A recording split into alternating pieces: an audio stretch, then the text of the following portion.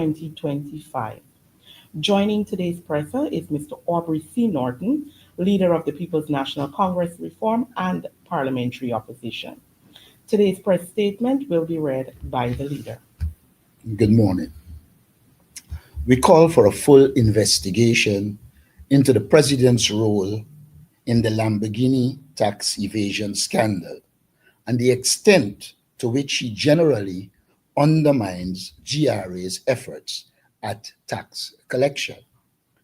The revelations surrounding President Ali's likely involvement in the Lamborghini tax evasion scandal have reached a point that his denials and the counter accusations are insufficient to establish his innocence. We in the APNU coalition therefore call for an independent investigation into the allegations that the president played an active and direct role in this matter.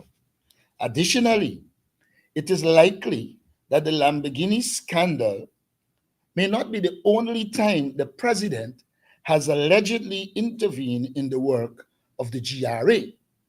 We demand that the scope of the investigation includes the possibility that he is a regular conspirator and facilitator of tax evasion schemes. Every year, Guyana loses tens of billions of dollars through smuggling and under-invoicing. These are first and foremost criminal offenses and must be treated as such.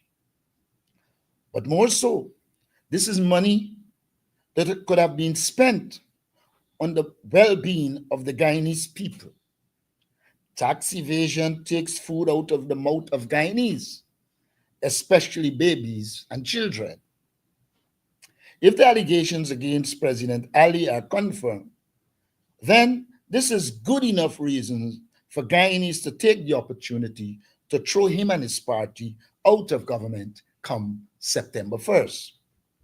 Sanctions by the U.S. Department of Treasury against Senior Superintendent Himnot Saw and others for drug trafficking confirm the level of corruption by some within the Ghana Police Force top brass and the complicity of the government.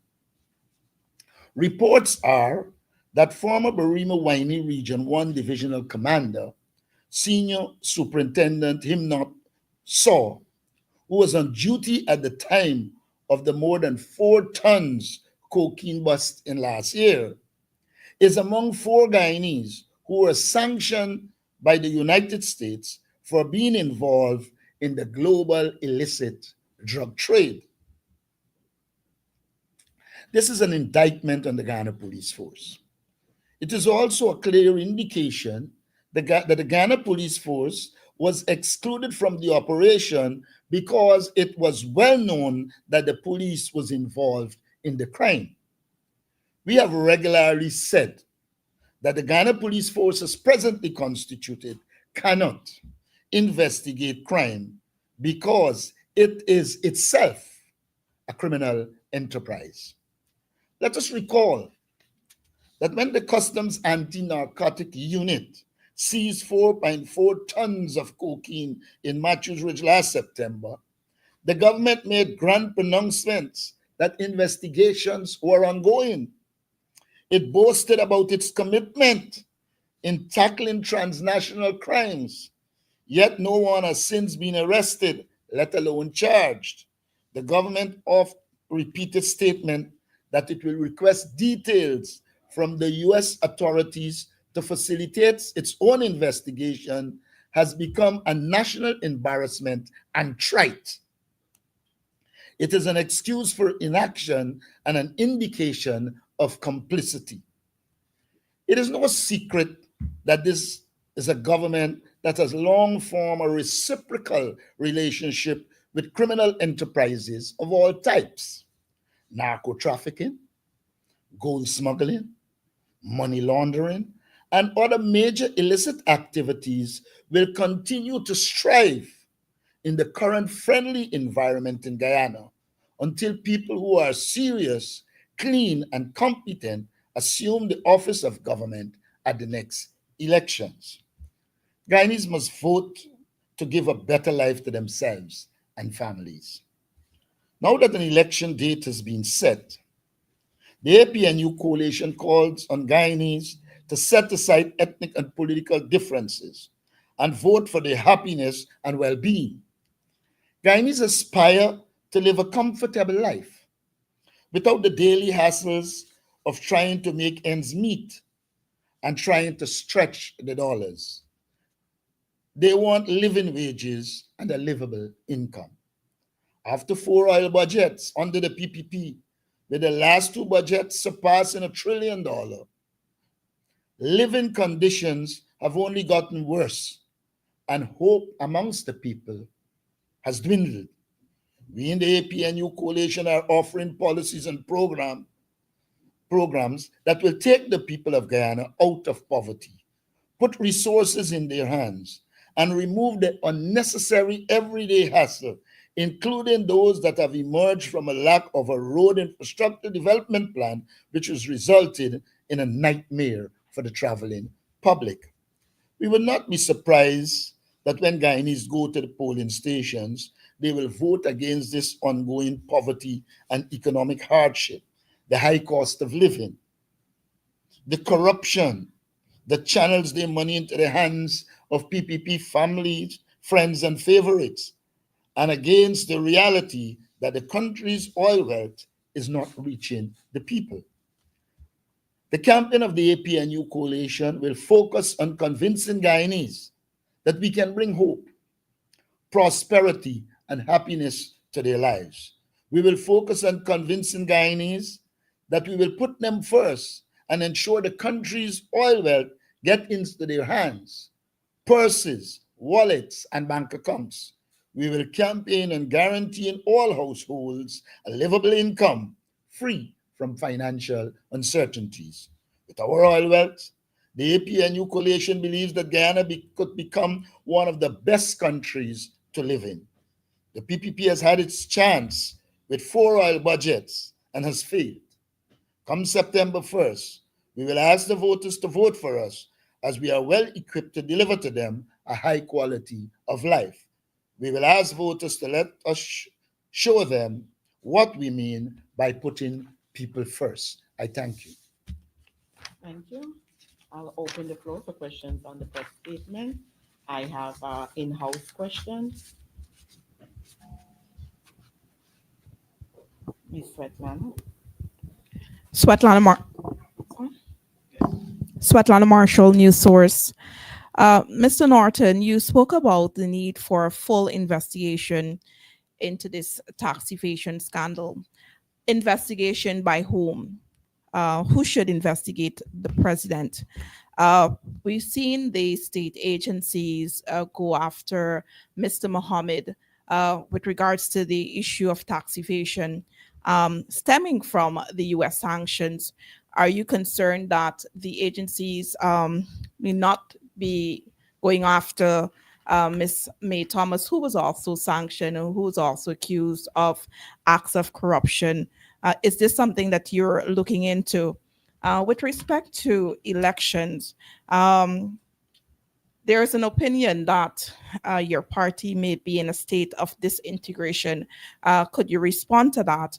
And recently, we've seen at least one, a member of parliament, Geeta Chandan Edmund, deflecting on the floor, endorsing President Ali. Could you respond to that move by Mrs. Chandan Edmund? And also, we've seen endorsement coming from the regional chairman, your largest block, Region 4, as well as the vice chairman. What this means for the party, its impact? Let me begin with the first one. Who will investigate? We believe that a proper international investigation should be conducted. Since we were talking about the Adriana case, we made it very clear that the Ghana police force cannot investigate crime because essentially they are generally complicit in crime, if not involved directly. And so we do believe that there's need for an investigation. We know it's not likely to come under this government, but we need to call for it now so the next government can pursue it. Because as you are aware, this is not the first serious allegation. Remember that a journalist had Jagdeo stammering as he speaks about Sue because he was caught. And as I said, I want to make this clear. I noted in yesterday's press conference, Barry Jagdeo was saying, we are friends. I do not engage Barry Jagdeo. I do not want to be friends with a corrupt cabal. I do not want to be friends with any group that is considered to be complicit in drug trafficking and crime, trafficking in persons. So there is little or no scope whatsoever for me to be a friend of Barrett Jagdeo. In fact, I consider him to be one of the key persons contributing to the destruction of Guyana, the destruction of the very fabric of our society. So this attempt to suggest we are friends is garbage. I do not engage Barra Jagdeo. I have no intention of engaging him. I see him as part of the criminal PPP cabal. Now, go after Mohammed. We see, I have seen those agencies go after Mohammed. I hold no brief for Mohammed. I believe anybody who violates the law should face the full force of the law. My problem with what the government is doing is that it is clear that they facilitated what happened, and now they are seeking to distance themselves when the United States would have sanctioned Mohammed. And so for me, it is hypocrisy. And I am well aware that the government controls a lot of these institutions. And therefore, they are not allowed to operate the way they should in a democratic society. Clearly, there is total common control and domination of many of the state institutions that should be independent. And so I reason that they have instructed those agencies to go after Mohammed because they would have no fallout. But the country knows they were good friends. The country knows they were in bed together. And it's like when a man and a woman fall out, you got to be very careful because they say old firewood, easy for catch. May Thomas. The May Thomas issue is a clear indication that the government protects its operatives in crime and only act if they are compelled to do so by the international community. So I do not anticipate that the government will go after May Thomas, just as how they obviously had the information that and didn't go after him not so. Because, like I've said many times before, you have a situation where the government itself is complicit in these crimes, and therefore they cannot go after anybody because they will be implicating themselves. Now, PNC disintegrating, that's laughable. The PNC is a political party with more than 20,000 members. Our membership from the time I became leader has been increasing continuously. And so our base is strong.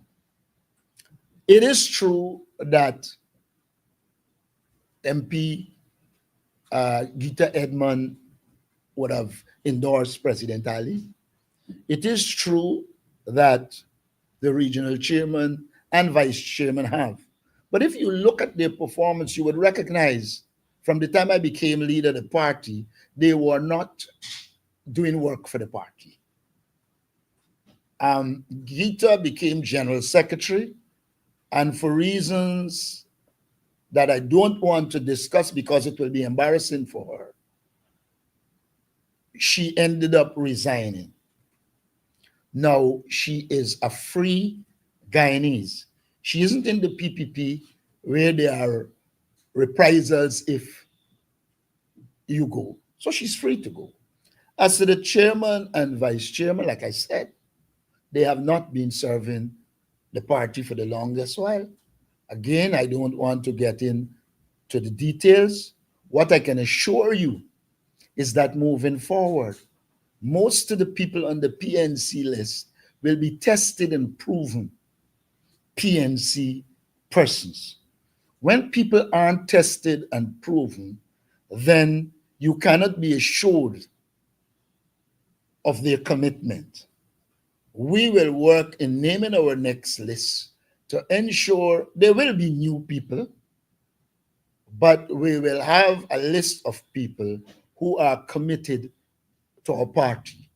May I hurtle to point out that I see the prominence given to it as a manifestation of the weaknesses of the People's Progressive Party.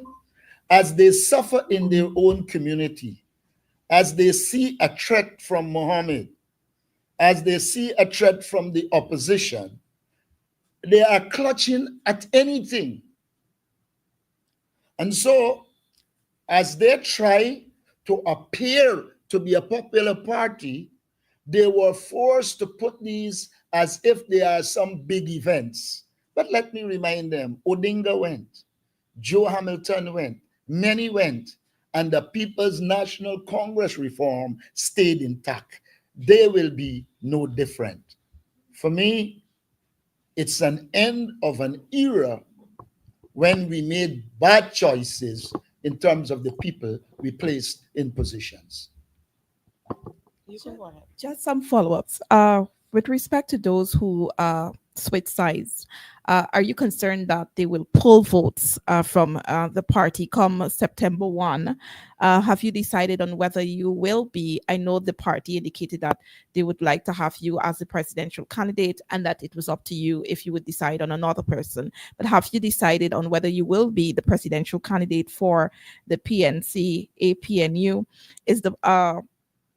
Is there a prime ministerial candidate that is under consideration? And if so, who?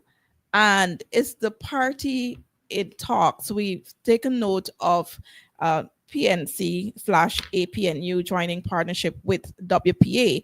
Is the party still open to conversations or dialogue about few other partnerships with other parties? And you spoke about the PPP threatened by the Mohammeds and the opposition. Does the APNU feel threatened by the Mohammeds? Now,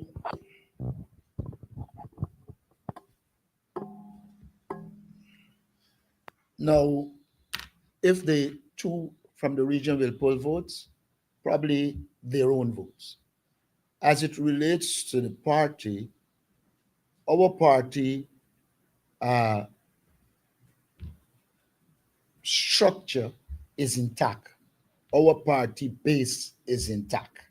That is not to say one or two persons mightn't, but there will be no negative impact on the party. I don't want to get into specifics, but I don't believe any of them can pull 3 votes. That's the first thing I want to say. As it relates to the PM candidate, we haven't decided as yet, but there are a number of people we are contemplating.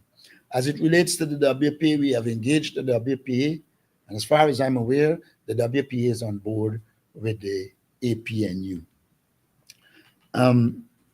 We have been engaging other political forces, and some we are likely to engage and keep, some we're likely to say, no, we might not. But we will continue to engage. APNU threatened by Mohammed. Now, it is not good to play bravado. As a political party, our task is to protect our base, whether it be Mohammed or the PPP. And we will do that. To go out there and say, oh, all is well and good, will bring complacency. We don't want to be complacent. We have strategized on how we will deal with the Mohammed phenomenon.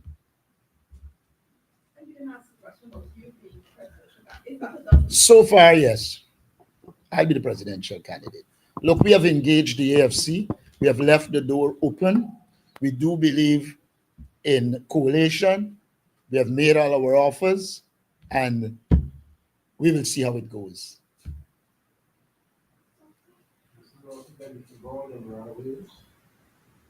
Sir, going back to the matter of Ms. Gita Chandler Edmond, notably she had supported the 2025 national budget in the debate.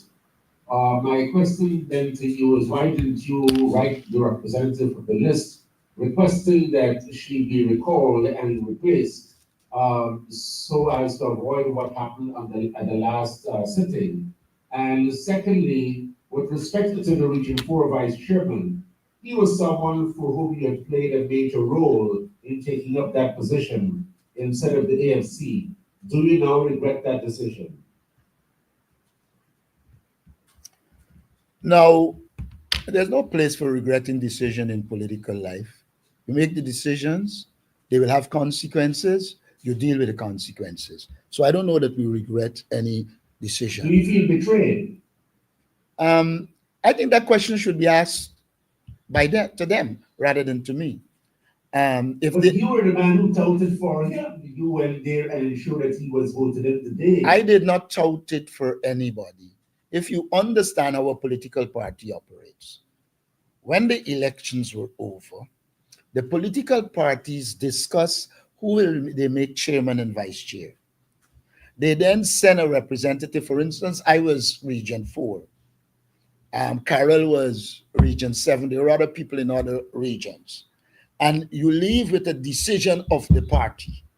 And having had the decision of the party, my task was to go there and ensure the election is done and the party's nominees become the chair and vice chair. I think I have fulfilled that role honorably. Before I go on, Mr. Norton, just a clarification on that point. Wasn't there an agreement with the AFC that they will occupy the vice chairmanship, and it was you who went there and ensured that that did not happen? I will say this to you. I knew of no such agreement. The last thing I did before I would have left, because there was rumors about the agreement, asked if there was such agreement. I was told no, and I proceeded to do what the party asked me to do. I have been a loyal party member since 1972.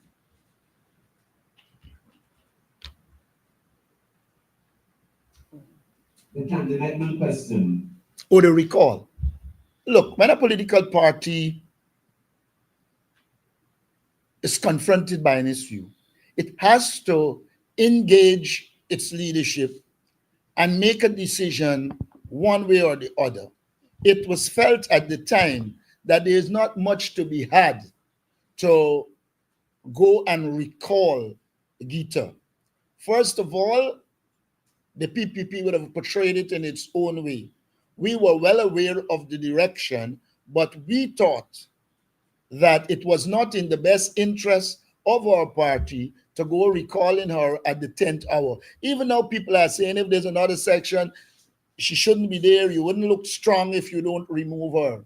But I don't know what is the political capital, the political use value to be had from moving her. If it was a situation where we had a one seat majority over our opponents, then it would have been useful because she would not have been able to change a vote. But in the present circumstance where that one seat is of no real consequence in a vote, etc., I don't believe that we need to be going fighting to remove her. Like I said, we thank her and others for their service. They are free to go where they want to go. We will move on without being vindictive. I think one of the reasons being advanced for her removal before the last sitting was that you would have avoided her using your opposition benches to endorse the president and to criticize your coalition. We would have assessed that and we arrived at the same conclusion I just told you about. Thank you. Miss Williams? Good morning, Trina Williams, Ghana Chronicle. Taking note of the APA News coalition with the WPA, can you say what motivated that choice to join forces with the WPA?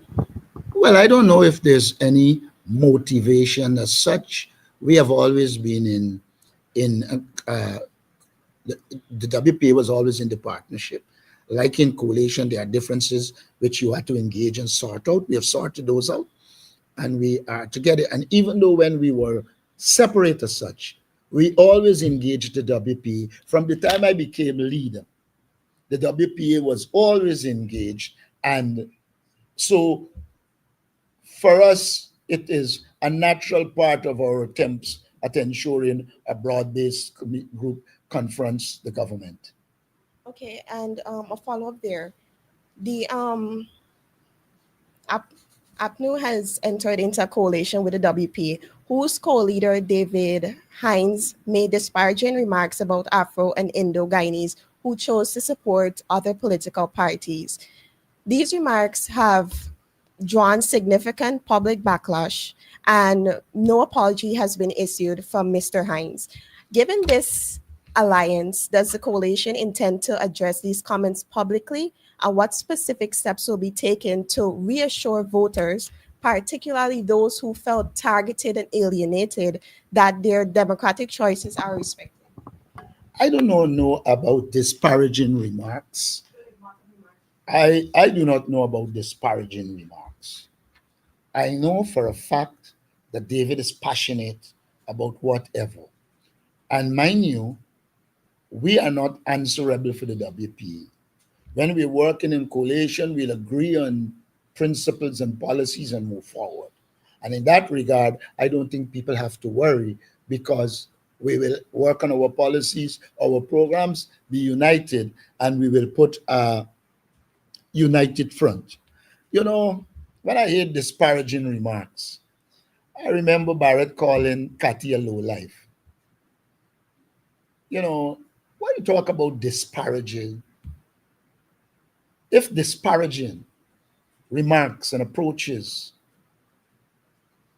were a death knell in politics, Barrett would have not been alive. So I would say to you, we engage David Hines. We believe he's a very intelligent person. We know what his beliefs are.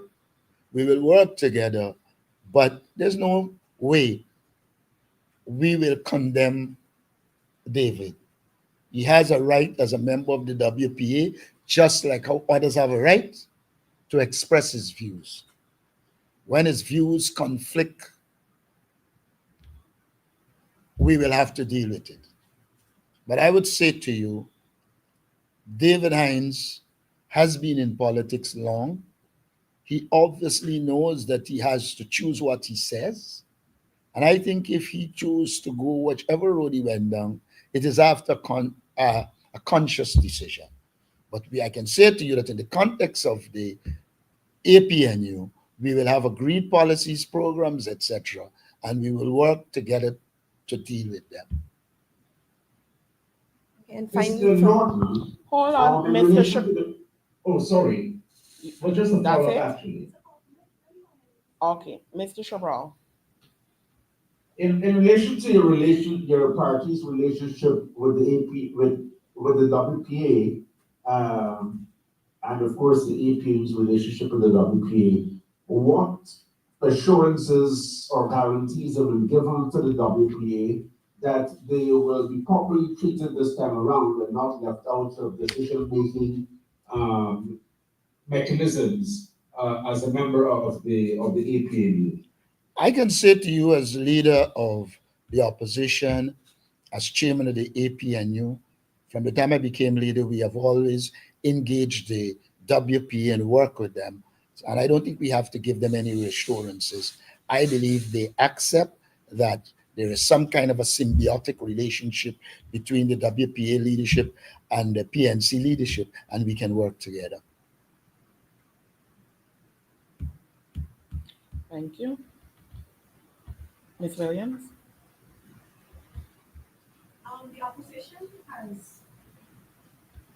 the opposition has pledged a significant increase in recurrent spending, including The opposition has 100,000. spent what? a significant increase in recurrent spending. I'm talking about the promise of the 100,000 monthly old age pension, electricity subsidies, etc.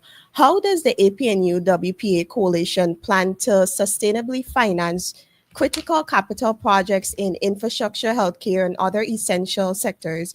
What specific budget allocations or funding mechanisms have the coalition outlined for these areas? And can you guarantee that development will not be compromised by these high recurring expenditures? Let me start by saying this to you. We have done the work.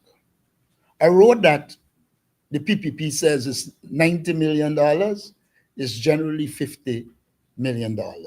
So unfortunately, every one of those key projects, you're going to save millions of dollars by cutting PPP corruption. Now, we have never said that we wouldn't do infrastructure. What we said is that one, because of family, friends, and favorites, a lot of money goes to waste. The second point we have made is that the government blows up the infrastructure budget so that they could thief. To put it in simple language, we believe cutting back that will help.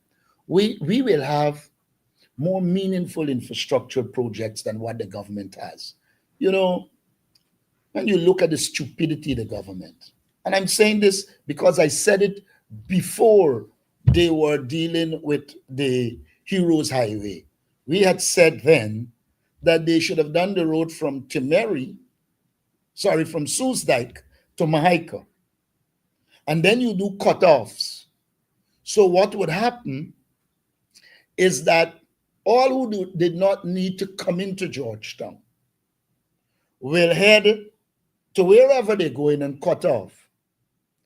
They proceeded to do what they're doing, and then they now move the point where we had put the bridge from over the river. Now, those people are going to end up on the Heroes Highway, creating more confusion. I've long said that what they were doing will make Sheriff Street congested. I don't have to give any facts anymore. Everybody that travels the road knows that all they have done is throw some traffic from the East Bank onto the Heroes Highway. So you now have 2 points of congestion. And then you're going to now bring the bridge there. So you didn't deal with the major issues of ensuring that your infrastructure contribute to smooth flow of traffic and to bring an ease to the congestion. Ejil, as an architect of confusion, is increasing congestion in the city. And so as we relook at, we had said this government travels, and they would have seen a lot of high-rise roads so that you don't have to stop at Mocha, stop at Eccles and create congestion. We need to take infrastructure to another level, and that is what the APNU will do in government. We believe that roads must not just be constructed. They must be constructed to facilitate the flow of traffic and improve the quality of life of the people, ensure business can be done properly by reducing congestion. The PPP has shown that they can put money into infrastructure for corrupt practices, but not in terms of relieving the problems the people have in terms of construction. You know what you see at West Demerara? They built that Schoonard to Crane Road. It was supposed to take off traffic. It is done so bad that people now prefer to go through the same old road. What you are seeing is a manifestation of the incompetence of the People's Progressive Party. They have no infrastructural development plan. It has to be the epitome of asininity, its highest point. If you meet roads that are wide and then you narrow them, and there are a lot of them across the country, it must be some form of stupidity for you to know that Guyana is prone to flooding and that a lot of the large drains help to take off the water, and you're involved in a process of narrowing those drains. And then you hope you will deal with floods. There's technology around that permit you to leave those, say, bailon over them and be able to clean them, etc., but not necessarily narrowing them. And so we have to wait and see the ill effects of this so-called infrastructure plan without a proper drainage plan. How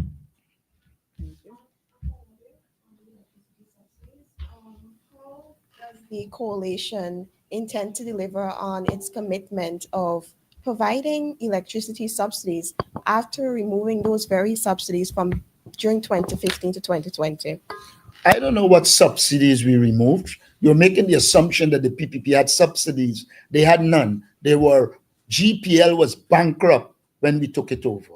GPL ended up, by the time it went back to the People's Progressive Party, it was in the black, not in the red. It is back in the red. Now let's address the question of subsidies.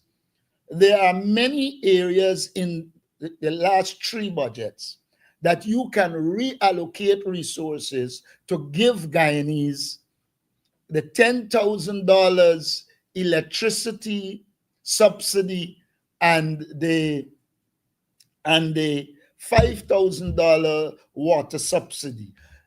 We have to look at it from the standpoint of giving our people a better life. And we who will manage the economy will manage the economy in such a way that the resources will be allocated for these programs, because we do believe the most important resource to develop is the human resource. And so we will rectify the imbalance between infrastructure and current in a way that allows us to deliver. And let me give you evidence it could be delivered. Throughout our, at least the 4 years since I am leader of the opposition, or the 3 years, we have been calling for a cash transfer to the people. Barrett Jackdale said it isn't financially viable. Oh, Norton doesn't know anything about economics, yet he proceeds to do the same thing. The only difference with what we would have done and what they did is our own would have run smooth and their own was a confusion center. So the very things that they are following, don't forget, this government follows us. We said we were going to bring free education to the University of Guyana and that we were going to write off the loans. They talk about bringing free education, but they ain't writing off the loans. We believe in putting resources in the hands of the people. And so you will find a government that is people-centered, that will put resources in the hands of the people. And I dare say to you, with oil money coming in, I believe without borrowing as much as the PPP, we can develop Guyana and put resources in the hands of the people. Why is it we cannot finance, as Barrett said, we cannot finance rent to own? We can finance a rent to own system. We can get large companies and small companies to build houses for people. We put those people in the houses. They pay a rent until it covers the cost of the house, and the house will become theirs. And we're saying to the young people in this country, the APNU is offering you a pathway to a house without the burden of going to the bank and having to put what percentage of your salary, etc. Our people-centered development strategy is aimed at giving the people of Guyana a better life, and we will manage the economy in such a way that we can deliver a better life. I'm not here attacking Exxon, but let's ask the question, why if Exxon could get tax-free treatment, we cannot give similar treatment and put resources in the hands of the people of Guyana? We accept that Exxon is playing an important role, but we're saying that the people of Guyana deserve better and we will deliver better. Thank you. The floor is still open for questions on the press statement. You'll just state your name and media house. Thank you.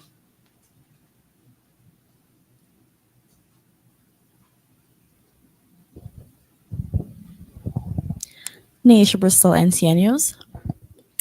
Um, why is there such a sudden change in the GCOM's opposition commissioners pushing for prisoners to vote? And do you think that that GCOM has enough resources to facilitate this? You need to ask the opposition members that. They're competent to answer. But I could say the only difference is that these concerns were being raised inside and no attention was being paid, and the time has come when it should be in the public domain. And I believe the opposition members of parliament, members of the Ghana Election Commission are competent and know what they're doing, and they're handling it in the way that it should be handled. Thank you. Ms. Norton, you said that the party's considering several persons for the position and the prime ministerial post. Would you be open to disclosing maybe who are some of the persons that are under consideration? No, my dear. I have always said negotiations aren't complete until everything is agreed. And I wouldn't venture to say these are the persons being considered. Well, what is the party looking for in a prime ministerial candidate? What are some of the qualities the person must have? There are a number of qualities. We want to bring diversity to the team. That is one. We want to have someone who is competent intellectually, as well as prepared to be on the ground and do work. You know, there are a lot of people who can be intellectual, but they're high up in the world and don't want to touch the ground. We want one that is prepared to touch the ground, is one that is prepared to do work with the people, one that has the intellectual capacity, like I would have said, and one that buys in to the vision we have for Guyana. Those are some of the qualities. We believe that whoever is a prime ministerial candidate must be one who serves the people and not serve themselves. Mr. Norton, just to follow up, is that person expected to come from within the PNC? You know, I like the algebra. There are certain things you let be X. And he who has the mathematical skill works it out. So my question still remains, is the person going to come from within the PNC? Up until now, it is still X. We haven't worked out where the person will come from. We give some broad parameters on whoever fits it. From wherever they come, they will be there. Thank you. My final question. Going back to the defections from your party and the opposition, are you worried though that despite the fact that notwithstanding what you previously said, that from a psychological perspective, that this can have an impact on your party? There is no doubt that things that happen will have psychological impact. The question becomes whether we as a political party have the capacity to deal with whatever psychological effects. We have been dealing with that internally. At this stage, we are just focusing on the task ahead, staying focused, doing our groundwork, and reassuring our supporters that we will beat the People's Progressive Party in the upcoming elections. Final two questions. Feel free, my dear. GCOM, the work plan. Are you satisfied with the timelines that they've released thus far? Do you think that the parties have sufficient time? Your party has sufficient time to prep for the general and regional elections. Are you satisfied with some of the issues that they've ruled upon in recent times since the announcement of the elections? And my final question is, the majority of the electorate are youths. Do you believe that your message would resonate with them? And what is your party's internal polling telling you?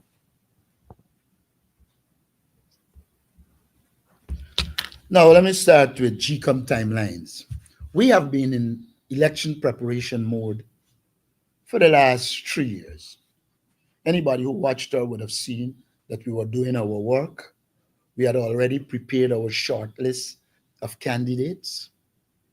We knew that we had to get signatures, so we were doing our work to get signatures. And so we are well on target. The timeline wouldn't affect us. But what we'll say about the timeline is that the government again has shown it cannot be trusted. It has narrowed the timelines.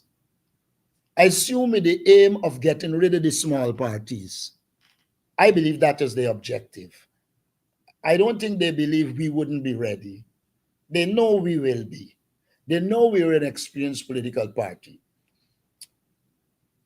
I think in their obsession with certain political actors, they decided that some of them were new and we can give them no time with the hope of forcing them out of the election. It is the normal wickedness of the People's Progressive Party. So,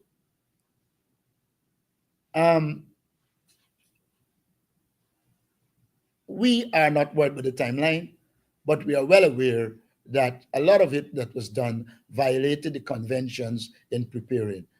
Our latest poll results suggest to us that we need to do more work with it suggests that we are strong in the 35 and above. We are relatively strong in the 25 to 35. It is the 25 and under we have to focus on in the coming weeks. Thank you. You have Or may I also say that there will be a large youth component in our team. My final question, sir. Your final question. Feel free, my dear. That's the purpose of a press conference. I am not the one who does exclude people and stop them from speaking. The WPA during its last press conference addressed the issue of splitting the votes and concerns. We know that the WPA was pushing for a grand coalition, a grand opposition to contest the 2025 elections. Are you concerned that with the AFC indicating, I think last week, that it will be contesting the elections as an independent party, the APNU/WPA, and then there are some other smaller opposition parties, some of whom came out from the PNC. Are you concerned about vote splitting and your that the impact on you actually? One goes to war with the troops you have in the environment you have. You don't, in a war, decide, oh, though this war is supposed to be in Georgetown, we can carry our forces to Linden and fight it. You have to go in the environment. Ideally, we prefer coalition. We believe it will make our job easier. But since we have been negotiating in good faith and we have been making some proposals, and at some time, I will reveal to the public all the details of the negotiation, so it should be obvious that we did a lot, we came a far way. Look, the AFC started by demanding 55% and we 45. We have been negotiating and narrowing the gap. We will do everything to get coalition.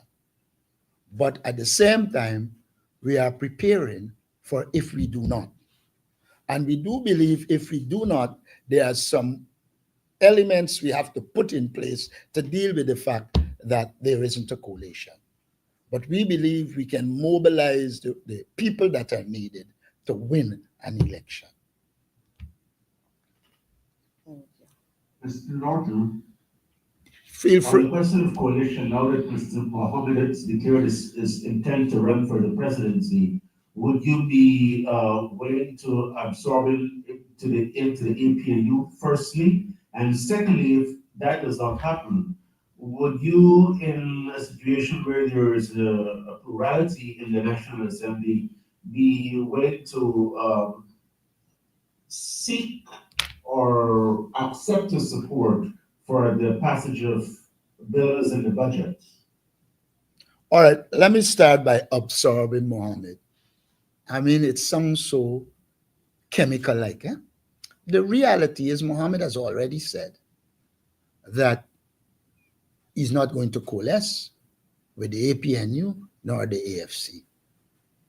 And we will merely live with that reality. As it relates to what happens after, politics is too fluid and dynamic a thing for me to tell you what we can do after the elections, before the elections.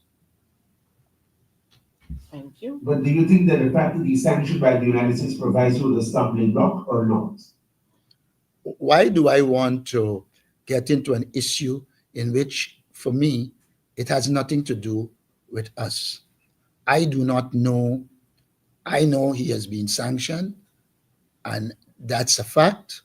It's also a fact that our Constitution provides an opportunity for him to run. I am in no position to deal with that. If he decides to run, it's his decision. He will know the consequences. We will know the consequences. We will make our decisions. But I'm not prepared here to sit down and to move into the realm of the unknown as if I have a microscope that can tell me the details of the future. Thank you. No, it's not a matter of the future. The fact that he's sanctioned, was that going to be a stumbling block in terms of your party, your parliamentarians, and so on, dealing with someone who has been sanctioned by the United States? I would say to you, I heard the American ambassador said that somebody wasn't sanctioned because they spoke with Mohammed. I'll be guided. All right. Thank you so much. At this time, I will leave the floor for one more question. I see the hands of Mr. Kamal.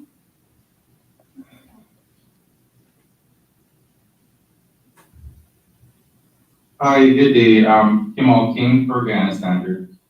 Mr. Norton, I noted that when the APNU announced its decision to coalesce with the WPA, despite the fact that the WPA was once a constituent of the APNU under the name APNU, the new coalition is called APNU WPA. I don't know how telling that name is, but does it suggest that the WPA would have greater prominence, authority, and or a portion in Parliament should you contest the election together? Okay. And before you answer, if the terms of your agreement to coalesce include some sort of numerical split, could you disclose what that would be? Now, let me start with the first question, which will answer the second. At no stage did we declare that we are running APNU WPA. I believe you would have seen a joint press statement in which we put APNU plus WPA.